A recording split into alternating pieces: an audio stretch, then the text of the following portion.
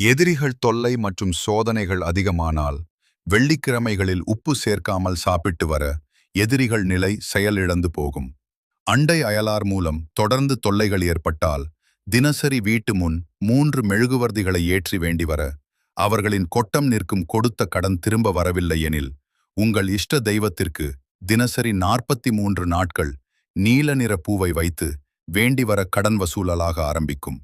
விலை உயர்ந்த பொருட்களை இழந்து கொண்டே இருந்தால் சனிக்கிழமைகளில் வெளிர் நீல துணியில் உருண்டைகள் வைத்து இரவு நேரத்தில் 8 முதல் 9 வரை தானம் செய்ய விரயம் நிற்கும். சிலருக்கு சின்ன வயதிலிருந்தே பண கஷ்டம் மற்றும் தொல்லைகள் தொடர்ந்த வண்ணம் இருக்கும். அப்படிப்பட்டவர்கள் யாரிடமும் இனாமாகவோ அல்லது நன்கொடையாகவோ எதுவும் பெறக்கூடாது. அதேபோல் செய்யாத வேலைக்கு பணம் பெறுவது கூடாது. ஒவ்வொரு திங்களும் ஏதேனும் கோவிலில் 5 பாதாம் பருப்புகள் தானமாக வழங்கி வர நிலையில் நிச்சயமான மாற்றம் ஏற்படும்.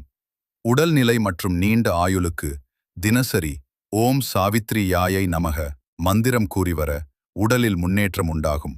தினசரி அரசமர வழிபாடு செய்து வர நேர்மறை சக்திகள் நம்முடனே இருக்கும். இந்த சேனல் பிடித்திருந்தால் லைக் மற்றும் ஷேர் பண்ணுங்கள்.